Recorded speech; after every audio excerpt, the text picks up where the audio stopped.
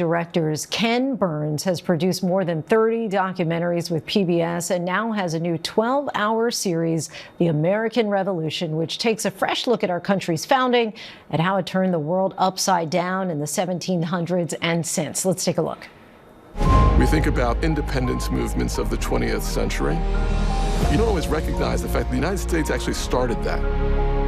The American Revolutionary Movement served as a model for freedom from oppression. America is predicated on an idea that tells us who we are, where we came from, and what our forebears were willing to die for. Ken Burns, great to have you back on the show. Thank you. Thank you, Lindsay. So many Americans would argue that we are more divided now than ever before. Given what you've seen in your deep dive into the American Revolution, you disagree? I disagree. We're really divided then. I think we think that the revolution is about men in Philadelphia thinking great thoughts, and that is a big, big part of it, and they're big thoughts and they change the world. But this is a bloody revolution. It is a bloody civil war, and it is a global war over the prize of North America, contending with native nations and with not only Britain, but their German hirelings and France and Spain and the Dutch. So it's a very bloody war, and I think we don't appreciate just how long it was and how difficult it was to achieve what we now take for granted.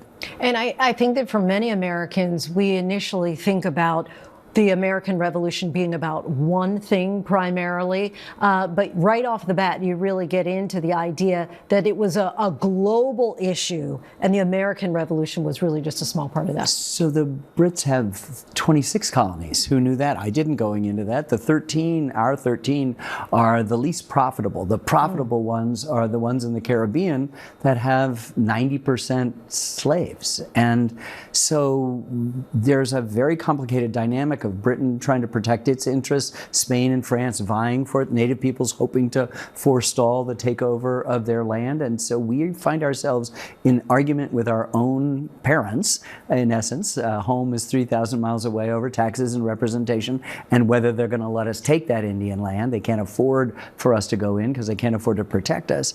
And then all of a sudden, these disagreements over British law become broken out into universal truths. It's the Enlightenment. So all of a sudden we're saying all men are created equal, that they're endowed by their Creator with certain unalienable rights, that are life, liberty, and the pursuit of happiness. And that changes everything, not just for the white people it was intended for, but people at the margins, as the scholar Maggie Blackhawk says. Good history is always thinking it might not turn out the way you know it did, so that you're back in their idea of contingency. And even when the French come in to help us, George Washington, after the fall of Charleston by the British, is not sure. And I remember watching an episode while we were editing and going, oh yeah, are we going to make it? You know, and then we do. You mentioned George Washington as it pertains to the monuments and dollar bills. Many people know him as a founding father, as commander of the Continental Army, the first president, but he was also known to be pretty brutal in battle.